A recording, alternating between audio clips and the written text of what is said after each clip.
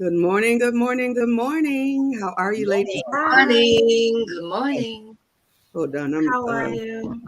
I'm Good. How are great you? this morning. Welcome to Morning Glory. Welcome to Morning Glory. We have this is one of our best days out of the week, and this is Thursday, Guest Thursday, Guest Thursday, and we have the Amen. fabulous, beautiful Thank Brittany you. Miller joining us today with Yes. Brittany Miller Brand. She's a Appreciate you. CEO. She's a wife, a mother, and a celebrity PR. And I know you do Thank much, you. much more. And Yes. this first question I want to ask you, how do you juggle all that with all the responsibilities that you have? Ah, man, that is a good question. I think I don't think I have a rhythm for it. I think I just do whatever needs to be done at the moment. It's really crazy. I think the best way I can explain it is just being ready at all times for anything, um, and just prioritizing whatever is most important. Typically, and other people who understand who have this kind of workload or demand understand what I mean, because every day there's more tasks than can be Mm, completed in a day. So mm, there's just, it's automatically going to be whatever is prioritized first, and whatever is most important.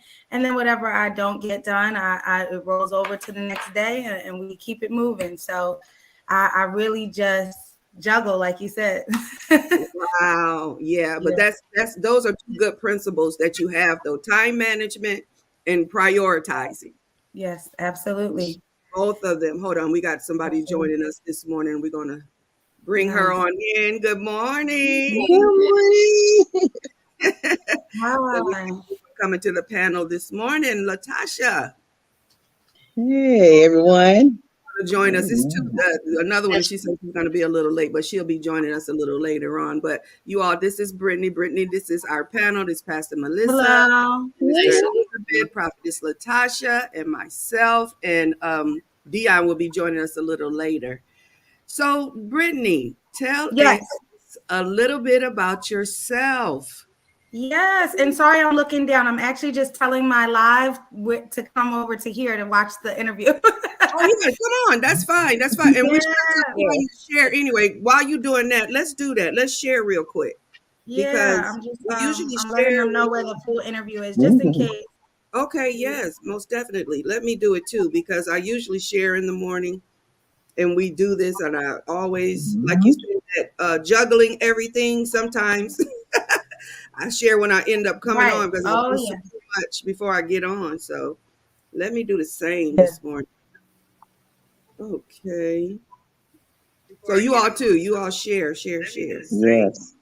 Let me do that.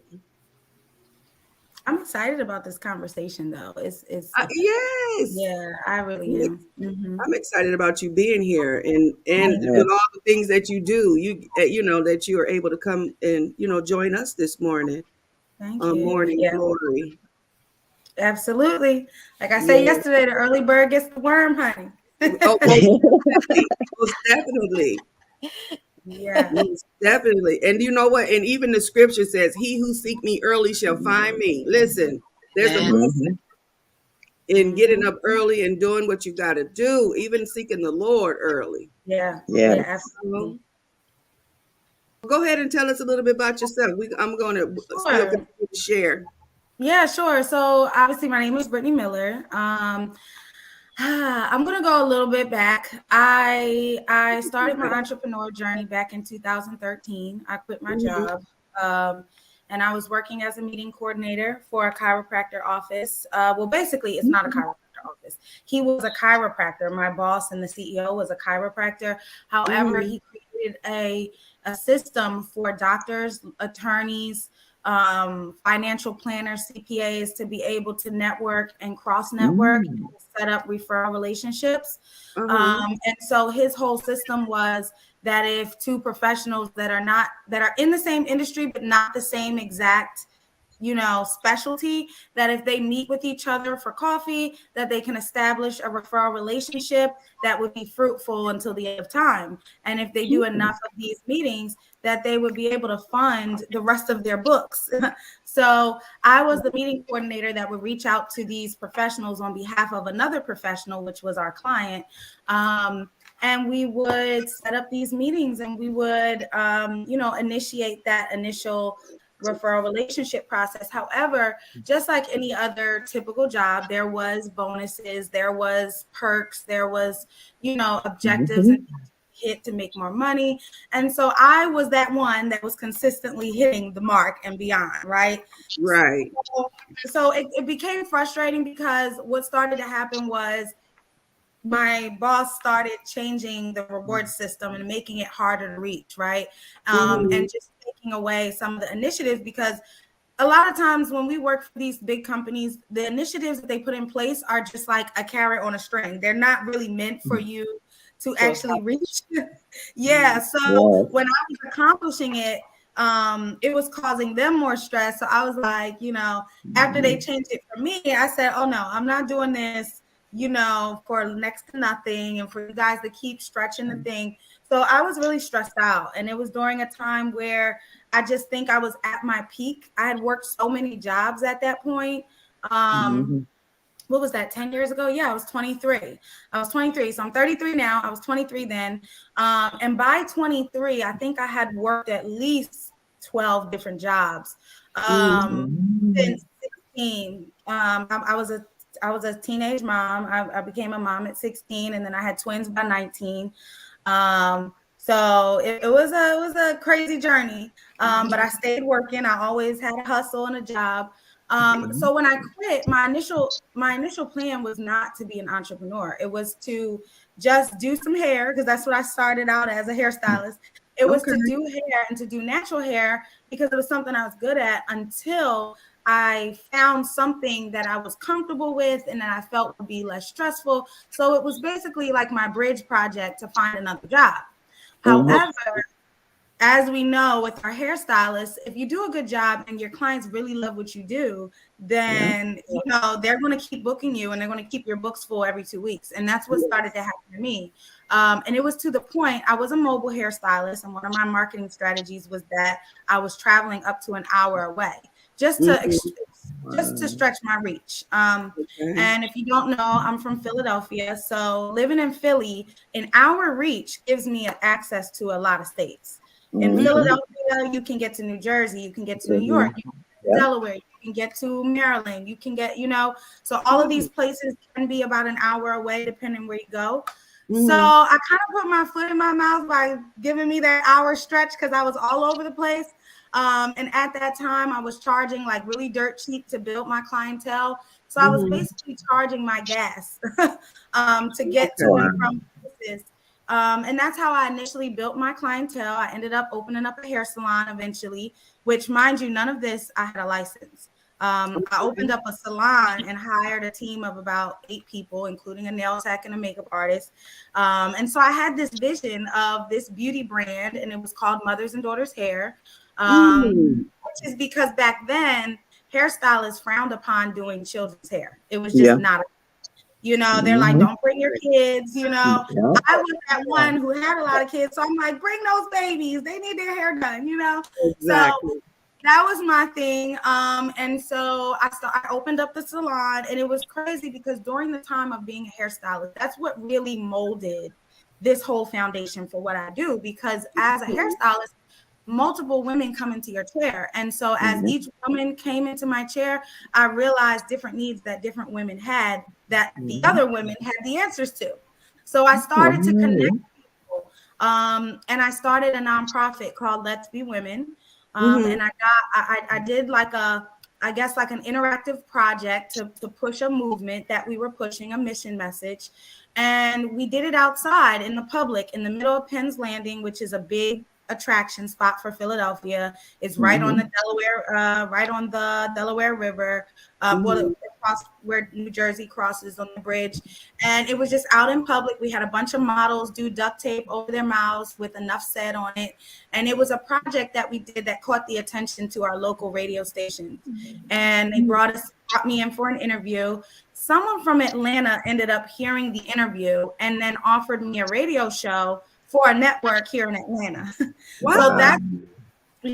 So that's really what put Atlanta on my radar. I really had never been to Atlanta. I really had no desire to go to the South. I didn't really, it wasn't on my to-do list. Yeah. But I ended up having to go to Atlanta for this training.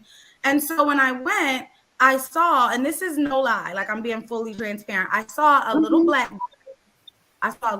boy, probably about 8 years old, on a hoverboard in a driveway.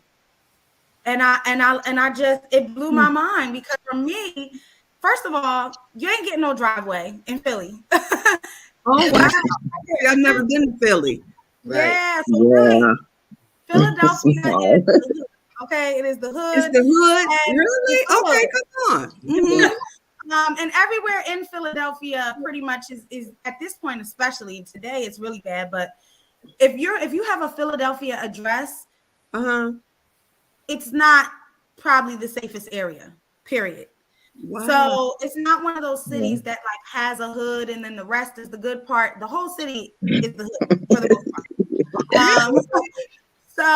So with that being said, that was something that, coming from where I'm from, if you have a 2 or 3 or 4 or 5 car garage, 5-car driveway with a 2-car garage and a yard and all of this, you're going to be in the suburbs somewhere. You're going to be paying close to $500,000 for that property, right? So when I came here and I saw Black families that were neighbors to each other with huge single homes, with huge driveways and garages, I was like, oh no, I'm missing out on something. I missed the memo. Yeah. So literally I went back home and I started to talk to my husband, and I told him, we have to relocate, because this isn't it. What we thought is not it. Right. So I did convince him, and he was down for it. He was like, all right, as long as the job market has jobs for me in my industry, then we can go. So we literally packed up the whole family and drove down to Atlanta. We got accepted to this rental property that we moved in initially, and we left everything behind and we started over. And my plan was to come here to do hair, to take over the natural hair market in Atlanta, and just capitalize off of the real estate and just the business. I had no idea how supportive Atlanta was for Black business until I got here. I had no idea. It wasn't something that I came here for intentionally. I came here for the business, but it was for hair. So long story short, when I got here, I realized that in Atlanta, the community was heavier on wigs and weaves and color. And so I was a natural hairstylist. I do press outs and pressing curls and treatments and things like that, which people do get, but it wasn't as prioritized here when I got here. So the amount they were willing to pay for it, it wasn't there. Right. So I was not willing to take a huge pay cut on what I was making consistently for my services. Therefore, I was already here. I had already uprooted my family. And, at that point, I had to just make it work. So I switched over cold turkey. I relied on, once again, what I knew how to do, which was build business. I had built a clientele of over 350 rotating clients. I had opened up a brick and mortar with no license and researched and figured out how to do that. And I had made it to the radio station. I created campaigns that caught the attention of the public. So all of these things I was doing for my own business, I was building the skills and the knowledge to do. And I was helping people that were in my network because they were asking me. I just wasn't charging them because that wasn't my structure of business at the time. I was a hairstylist. Right. So it was kind of a no-brainer once I realized that the hairstylist situation wasn't going to really work the way I wanted it to work, at least quick enough the way I wanted it to be. So I literally I formed Brittany Miller Brand, and I started my branding and PR company. I built my website. I built my packages. I created what I wanted to offer. I did my research with the market, because at that point, I didn't even know what a publicist was. I didn't know what a publicist was. I when I started to read up on it and figure it out, I realized that this is what I've been doing, but I didn't know that the title. I didn't know about the industry. And so I did a lot of research. I set up my company and I started out marketing and putting it out there, just a cold turkey switch. And it was very well received because, like I said, people were already asking me these things. So they were more so happy that I had a way for them to reach out for services now. And so I want to say within about 3 months of setting up my business, I got my first celebrity client, a reality TV star, Ashley Akins on Ready to Love, network, Ready to Love. And so that really helped me propel and just get my feet and hands wet in the industry.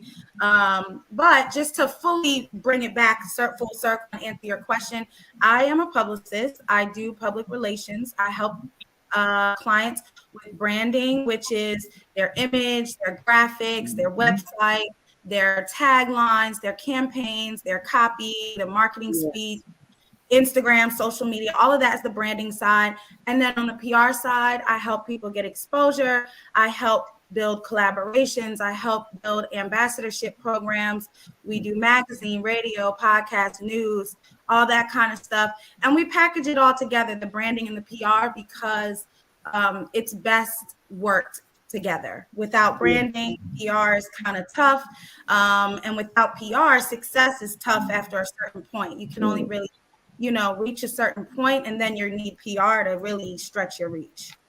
Now, for the people, you said when you came in, you didn't know what a PR was. Right. So as you explained the whole thing, when you said that, I said she was a PR before she knew she was a PR. But you just didn't have the title. So explain to the people what a PR is. Yeah, so a PR stands for public relations. The word is interchangeable. You can be a PR, a publicist. Public relations is simply that. It's your relationship with the public and anything that intertwines with that. That can look like interviews and exposure to get you more known by the public. It could also mean image repair. If the public has a bad impression of who you are or a bad connotation of who you are, public relations can help reverse that. We put together campaigns, we put together collaborations, we put together projects that will help shift the image that the public has of the person.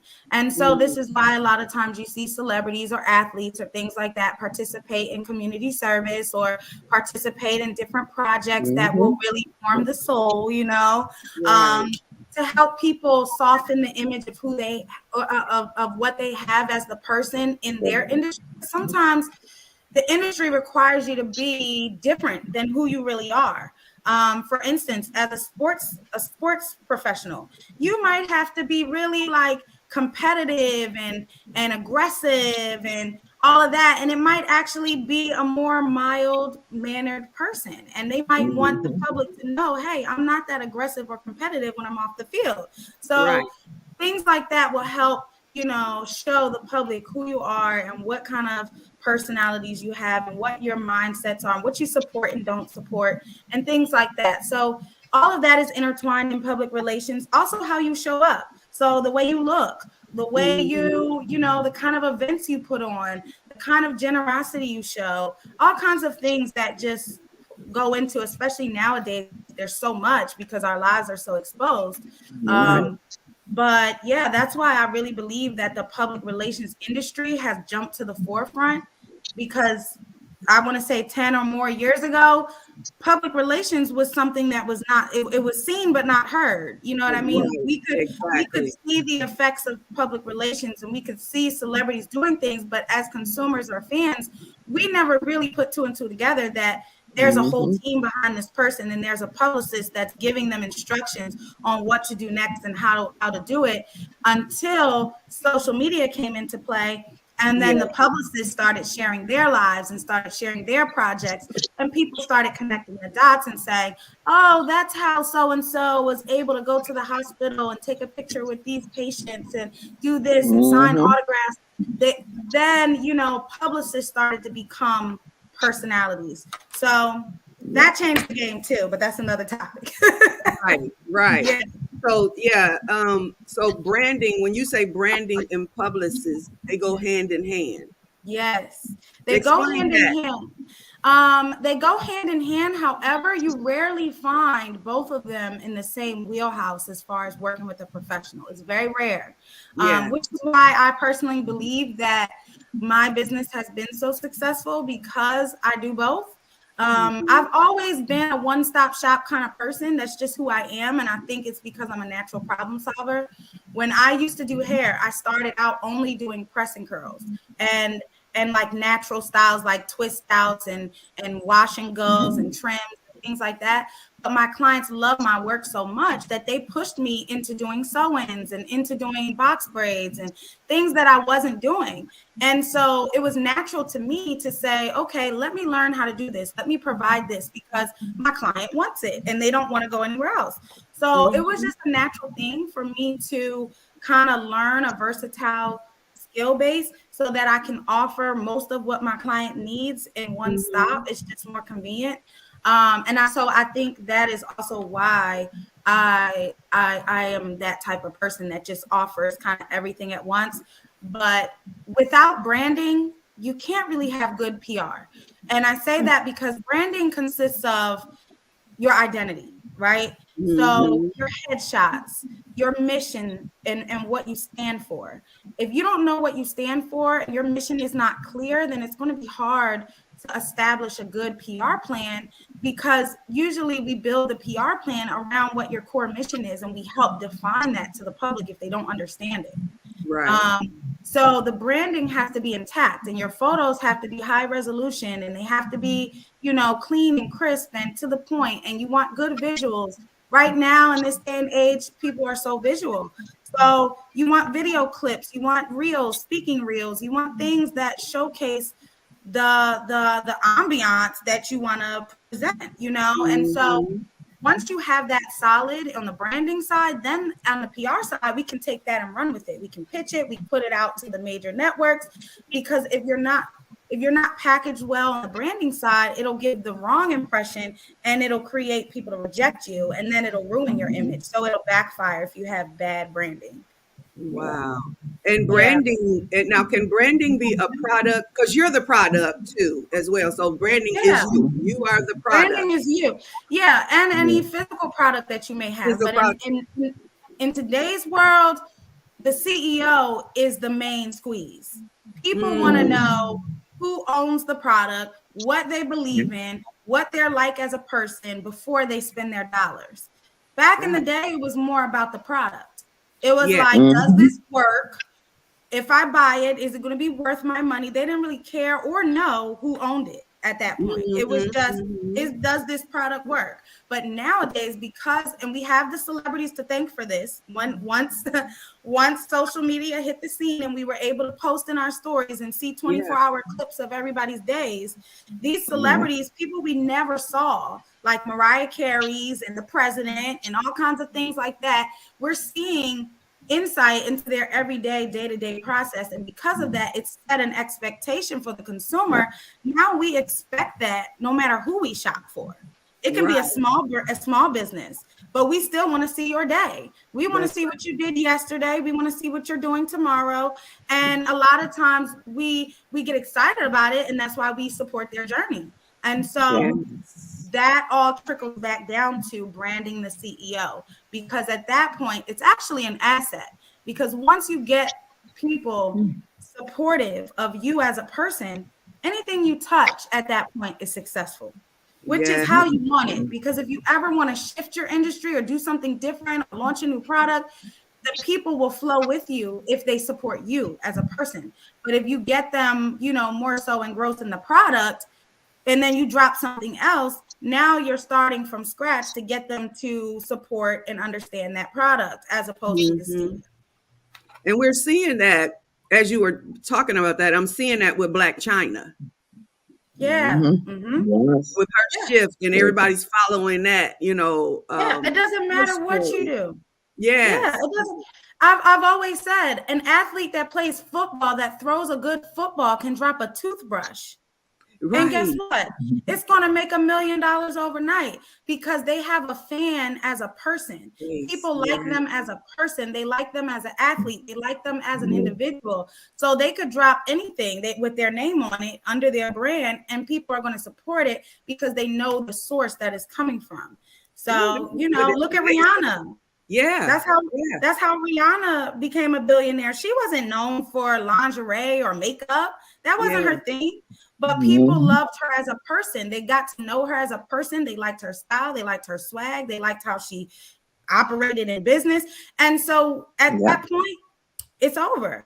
You just have to keep it up and keep it consistent. But once you continue to drop products or associate with certain things or have an event, everything sells out. Wow. This is some good information. Listen, now, how important is it for marketing, to market? Oh, extremely important. You have to market. I think you can't go a day without marketing. If you go a day without marketing, it's fine. Your business is still going to be there the next day, but you definitely are losing out on momentum. You're losing out on sales or possible sales. I can't tell you how, I had to learn that just through experience. I used to never go live, and I still rarely ever go live. But I remember one day I did go live for maybe about 20 minutes, and I talked about something, and somebody bought a consultation session from me while I was on live. And that's just like a hit on the head, like, hello, this is why we market, because every counting minute counts. You never know who sees what you're going to do. I don't know if you guys know Brayley Evans. She's an actress. She's been in a lot of BET movies and other projects. She's one of the people. Yeah, she's one of the people. She's one of the people that helped push that message in my head when I initially came here into Atlanta. I interviewed her for my magazine, and she ended up saying, like, when she first was discovered for her very first commercial, which was a Twix commercial that put her on the map. She had started a YouTube channel, and she only had 100 subscribers. And she was explaining how the numbers are not the issue. It's who you may be in front of. And she said, she had 100 followers. She had 100 subscribers. But within that 100, there was a producer that casted her for that Twix commercial, that saw her video on YouTube and pushed her to the next level. So that's why I always say marketing is very important, even if it's one person, because you never know who that one person is connected to or what their power is. So, it's a thing. Marketing is very important. It has to be very clear, and you want it to do its job for sure. Yeah. And I believe you can only take yourself so far. You're going to need a team. For sure. Because, even with me, I'm limited. But what is the budget that for PR branding? I know since all of yours is incorporated into one, yours have to be a little more expensive because they're getting the one-stop shop. But what is usually the budget? Well, just to give you an idea about the industry, my services and my fees are, and this is something I'm glad you asked me, because I love to, I don't like to push this out so much because I'm a humble, modest person. But at the same time, my prices are significantly low for the traditional industry and for what the services I provide, considering the industry. And most people don't realize that because PR has come to the forefront so much, there's so many quote unquote publicists that are out here selling services, and some of them are selling services for really cheap, but they're also not giving you legit service, if that makes sense. But if you want to talk about legit service, legit PR service can range you anywhere on average, and this is Googleable, you can Google it. It'll range you anywhere on average from $5,000 to $25,000 monthly. And that's, when you get up into the $25,000 and $30,000 monthly fees, you're talking about A-list celebrities at that point. And people like Cardi B, you know what I mean? They're paying a significant fee for the PR that they're getting. But they're also, their PR is a very crucial piece of their success, because they're constantly being stalked down by paparazzi. They're constantly being interviewed. They're constantly being picked apart. they can go get a sandwich at McDonald's, and next thing you know, tomorrow they're a liar, or this or that, from a picture somebody got of them at McDonald's. So this is why also PR gets more expensive.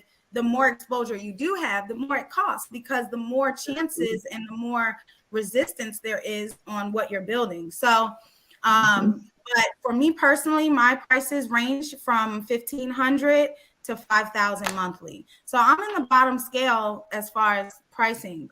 And I keep it that way because I do have a large scale of clientele. I take clients from brand new startup that have a moderate budget that really are trying to build business and get started, all the way up to celebrities. So I try to keep my price range accessible to the average business owner. Even if that means that they're getting scaled services, that's fine with me. I'd rather them get scaled services than them get no services. So that's my kind of, that's my kind of thing. And I just have a soft spot for the underdog and for the startup, because I was a startup at one point. So, that should kind of give you an idea. But typically, publicists have a service structure too. They charge a retainer just for retaining them for the most part. I don't do that. That's not really my style, just because, I can't wrap my mind around it. Most big agencies, you pay a retainer fee just to retain the publicist as your publicist, and then there's more fees for actual service. So it's almost like how you would pay an attorney. Once you retain an attorney, you pay a retainer fee to keep that attorney, and then they charge you based on hours and time on your case and things like that. And so publicists have a similar structure for that. Me personally, I don't charge a retainer. I just charge for my services by the month.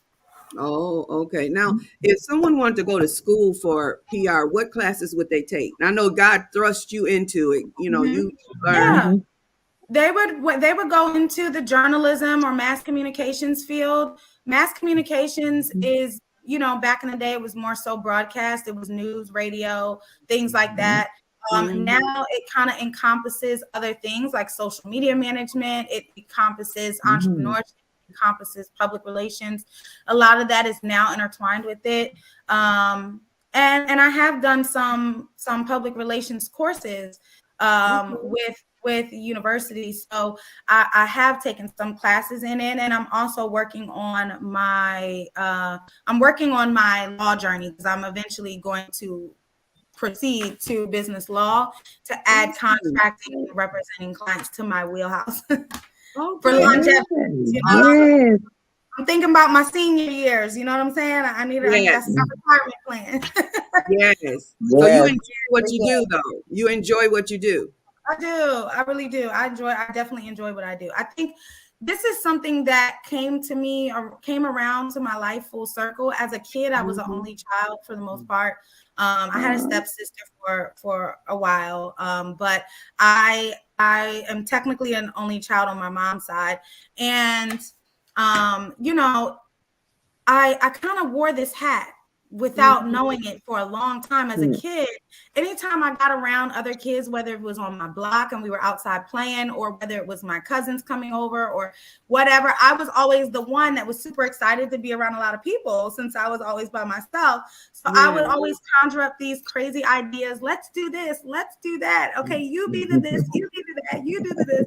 So I feel myself, even in my adult life and in my professional life, I'm pulling on the same skills that I pulled on when I was 8 years old, So, yes. It was a gift from God. And you are who you are as a child. A lot of times we just don't identify with it then. Thank you. I appreciate that. And our gift. Yeah, you had the gift then.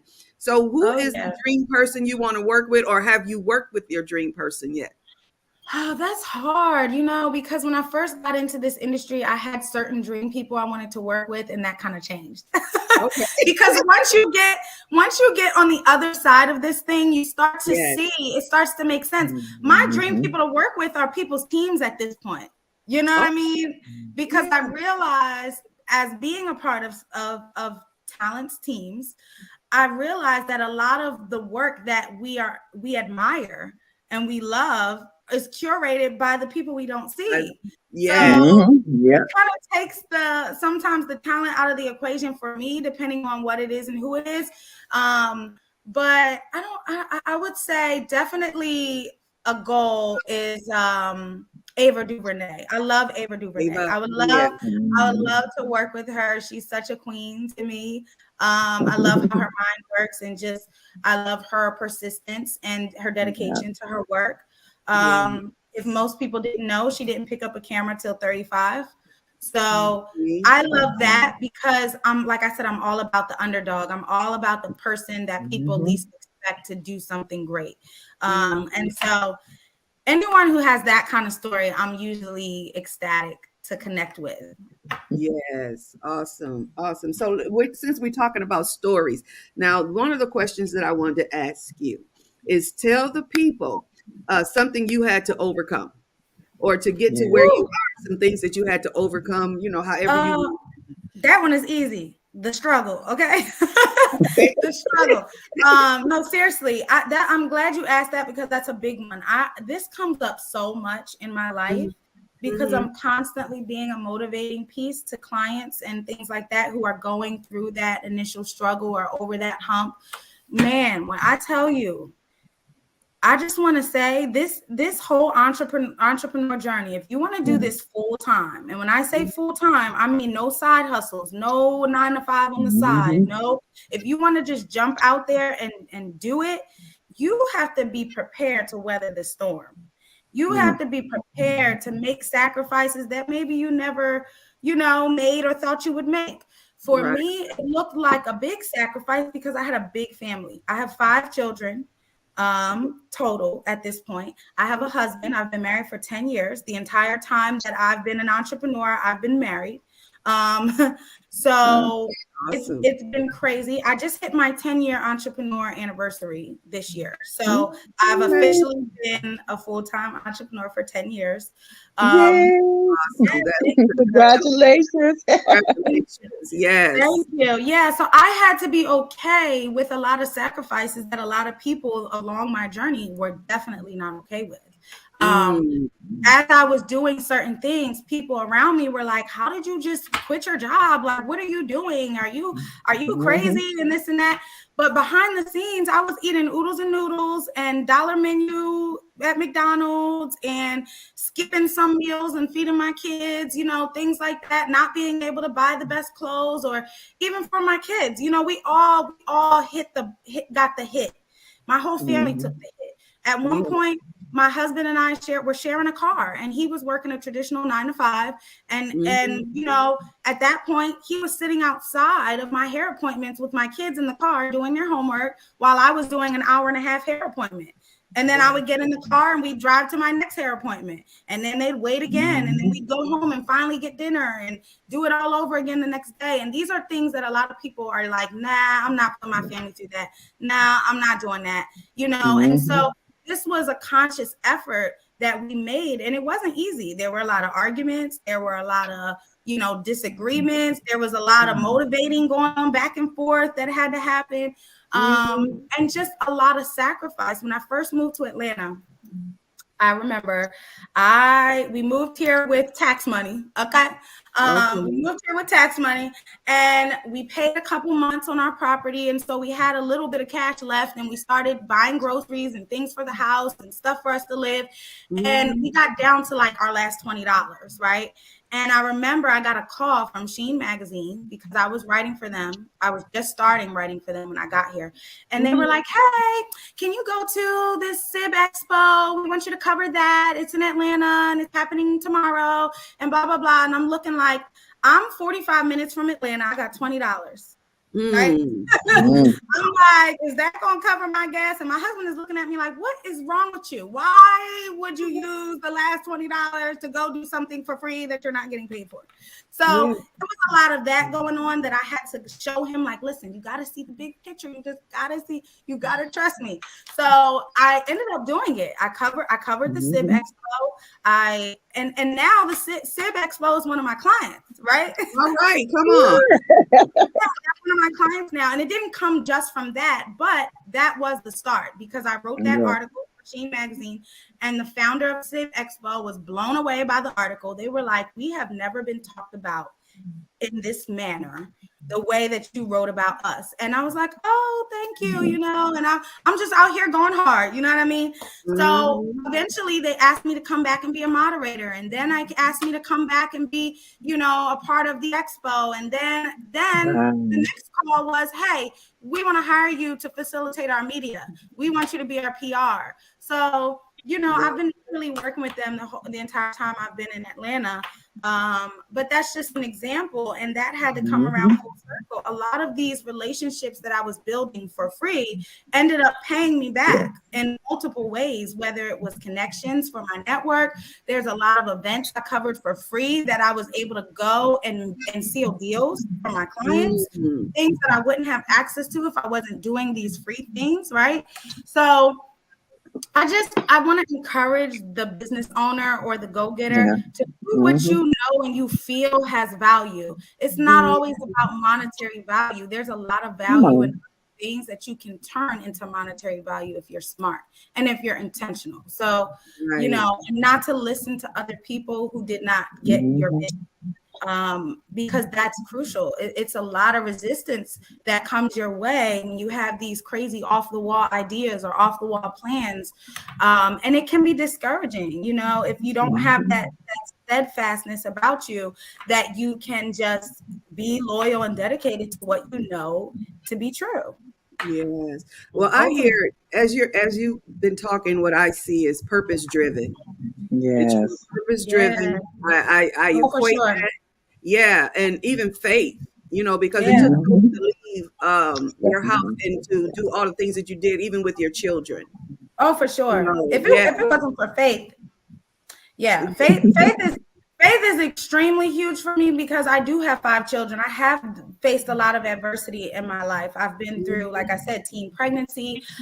One of my children's father, when I was in high school, tried to pretty much get me kicked out of school. He was dropping my daughter off in the office at the school every day and walking out, like literally putting her car seat in the office and walking out every day until it was to the point where I was leaving school every day because he was dropping the baby off and I'm missing school. And then I was going to court because I had domestic violence issues and I was missing days in my school at that time. They don't care if you got a baby. They're like, girl, you're not here. You got to get kicked out. So there was a lot of things and a lot of pushback that I faced, even just from family and people who doubted me and thought I ruined my life and all kinds of things that I had to overcome. So for me, faith is big because I've always believed and been taught that when you show up and you are obedient into what God wants you to do, that he has no choice but to show up for you because he keeps his word. He's a perfect God. So there's no room for error. There's no room for error. As long as you are doing exactly what you know you can do, you're doing your best and you're moving on his order, even when it doesn't feel good, even when it's uncomfortable, even when you don't really trust yourself, you trust him, he will show up. And I don't care if it's 11:59. Okay. I don't care if it's 11, he will show up. And for me, it's a huge blessing because I don't want my kids in daycare. You know what I mean? I never did. I never wanted my kids in daycare. And so this has allowed a lifestyle for me to have my children home every day. Right now, my kids are homeschooled.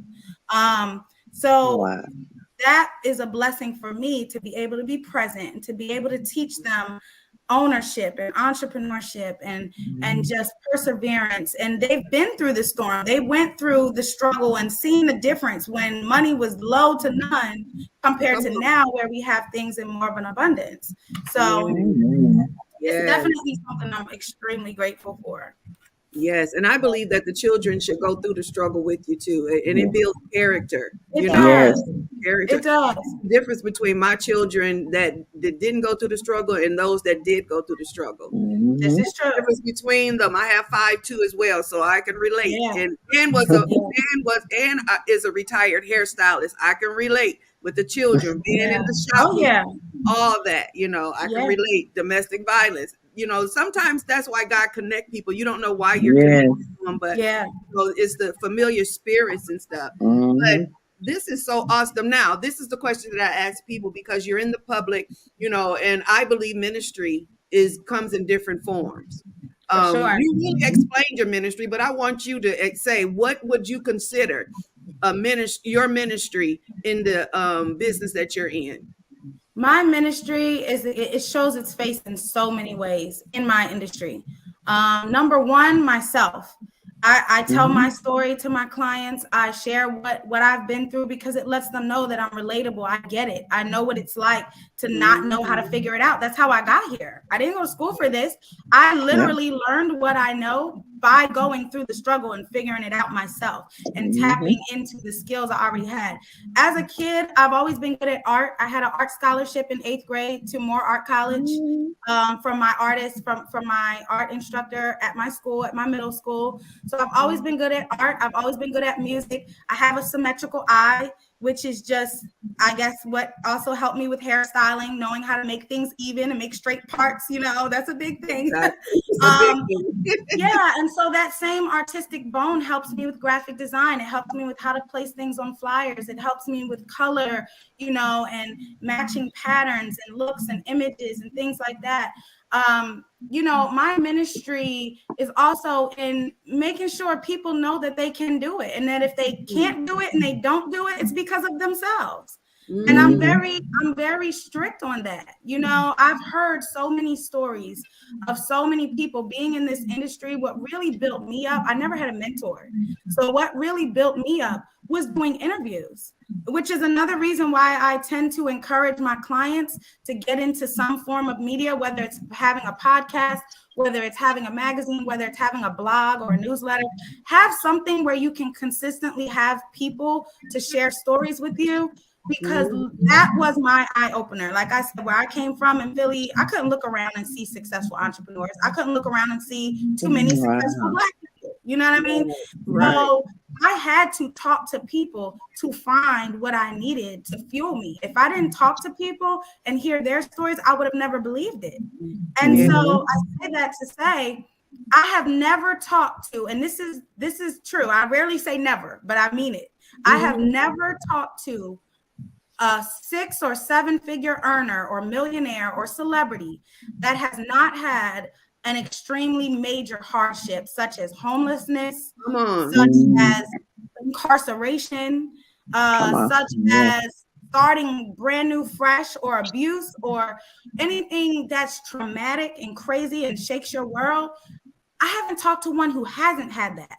So that really opened my eyes and let me know that when you are someone who's constantly targeted with turmoil and problems and things like that, you're chosen. It's a chosen, because the people who God feels as though can handle it, He's going to give that to you. And when you overcome it, because you will, He's going to reward you for it.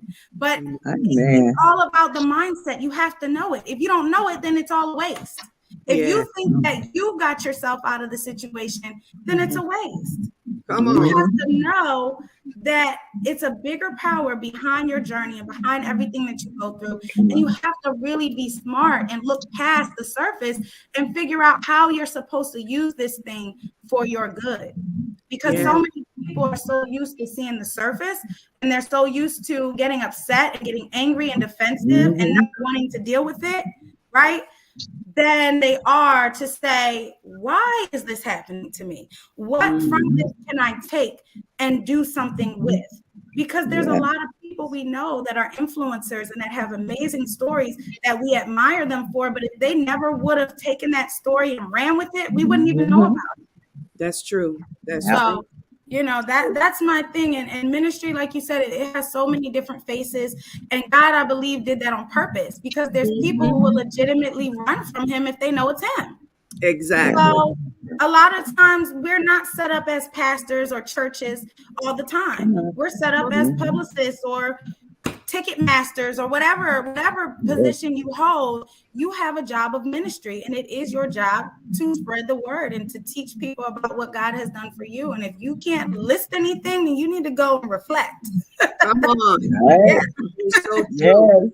And as the scripture says, too much is given, much is required. For sure. Much For is sure. required, Oh, and I'm learning that part. yeah, The more he gives you, the more work you have to do, the more yes, responsible you are when you mess up. And the that's a big thing. sacrifices.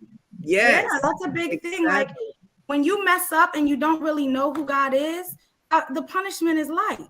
Woo. But when you know who God is and you know what he's done for you and you out here cutting up, that punishment ain't light. It's going to come back around and it's going to come hard, you know? So for me, that is why I operate in integrity and always will. That is why I pay it forward and always will. That's why I teach everything I know. We can't take it with us. There's no reason for me to withhold any information, you know? Yes. So yeah, I'm all about it. We'll be here for days, child. That's awesome, though. That's awesome because the young people need to hear that. You know, Yeah. we got 2 more minutes. Is there anything you all want to ask her before we get ready to close out? The ages Well, of your kids. I'm sorry. Yeah. Go ahead. Go ahead. First. Go ahead, Pastor. The ages of your kids. What are the ages?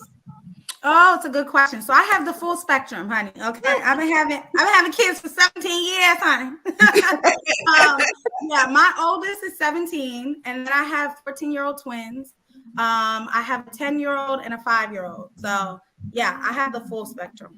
Yeah. Yeah, it's a lot. They're all girls. So Really? yeah. That's another reason why daughters. another reason why I believe that I really am designed to be in the field of women's empowerment, because I'm literally building 5 little women on my regular day-to-day without working. So, you know, and I'm proud of it. I'm happy about it because I want them to understand and appreciate ownership. I want them to understand and appreciate hard work, and they got it. I talk to them every day and they're like, oh yeah, mom, I'm going to work for myself because they got 25,000 reasons why they're going to work for themselves. Oh yeah. That's You're good. raising up the future entrepreneurs. That's awesome.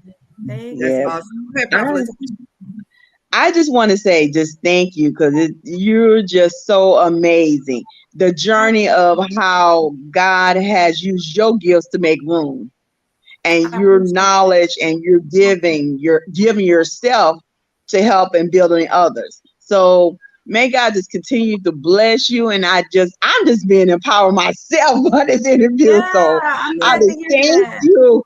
Oh, it's such a blessing. Oh, I'm so glad you're here. Thank you. I really appreciate that. It's been, you know, and I really credit my diverse background, my diversity that I've experienced in my life. I credit that to my overall mindset.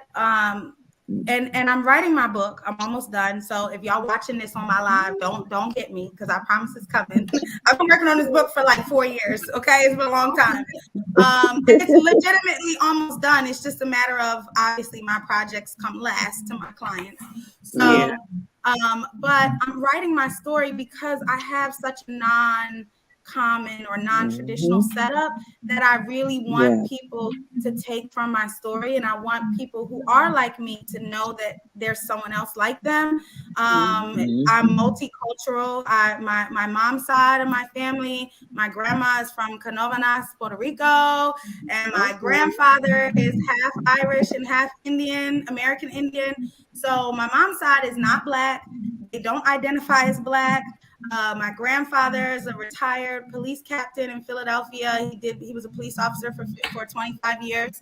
And my dad's side is a little bit different. My dad was Black. He died when I was 4 years old, and he was killed by a police officer. And so, you know, I had 2 different sides of influence and upbringing, and both are equally as important and equally as significant to my life. A lot of my street smarts and my hustle culture and my confidence and my whatever came from my dad's side, and a lot of my academics and my traditional structure and all that came from my mom's side. But then me having a baby at a young age put me in a whole separate spectrum. And so all of that put together and everything I've gone through and everything I've learned, it's for sure, I have a story to tell. And so I appreciate, you guys seeing the value in who I am and what I do and everything that makes me up. Oh yeah. And wait, you said that you have a daughter that's 17.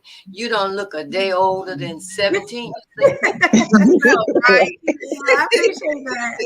I appreciate that. I've always been told that I look like a baby. So you do. Good. That's a good thing. That's a good thing. Yeah, it is. It really is. It is. What you got coming up? Let the people know what you got coming up. I did found one flyer. Is this what you got coming up here? Yep, that's one of my things. And as we were just speaking about that's the Civ Expo. It's powered by the Civ Expo, but that is their Mamapreneur Brunch, which is happening on April 29th. It's going to be amazing. It's an entrepreneur-centered event for mothers in business. And so I'm moderating that fireside chat. I'm also working behind the scenes to facilitate media and everything else. So I'm doing a double hat job there for that. But there's a lot of things coming up. We're dropping a new cover for Woman and Woman Talk magazine on Friday. We have the Speakeasy coming to Atlanta and the Hands Behind the Brands event. This is by the fashion strategist, Ayana Blount. She's from Philly. She's one of my Philly girls. And so I have a lot of clients that have things happening right now. And so definitely just stay tuned on my Instagram and you'll be able to catch everything. We just wrapped up the Put a Ring on It watch party and, you were there. So, so we're constantly curating experiences and events for clients, and we're constantly creating opportunities for people to get together and network and fellowship. So definitely stay locked in. And if you go to my website, you can also subscribe and you'll get all of our exclusive invites and updates and things like that as well. Okay. Give them your website and your social media outlet real quick so we can. So sure. BrittanyMillerBrand.com, spell BrittanyMillerBrand.com, or you can go to my Instagram and all of my handles and links are there, and it's at Mrs. Britt Miller. It's MRS BRITT Miller MILLER, and everything is pretty much in one place. You can find links to everything else. Awesome. We thank you so much, Brittany. Just pray that you continue to be that light, that God continue to use you, to uplift, and that God just open up many doors for you. We just absolutely that with your children and your husband and your family. Well, once you came on this live, we're continuously going to pray for you and your success in the business. I appreciate that. Thank you so and much. Whatever you put your hands to, we declare that it shall prosper. Wherever you put your feet on, you shall possess it in the name of Jesus. So we declare that, and we're sitting back and we're going to just watch. We're going to watch what God does in your life. Amen. Well, we just I appreciate that. We just give God the glory. Congratulations on the 10-year anniversary. Thank you. Listen, we're going to be watching out. I just thank you for putting me on your roster. Yeah. That I'm on there. Amen to that. I appreciate you guys, and I encourage you all the same to keep doing what you're doing. And thank you for showing up for this show. It's an amazing platform. And then it's my pleasure to be here. All right. Well, thank you for joining. We'll see you, everyone. Bye. Remember, Brittany Miller. Yes, you heard it here first now. Yes. Have a blessed and wonderful day. Yes, you too. Thank you so much. I appreciate you. Bye-bye.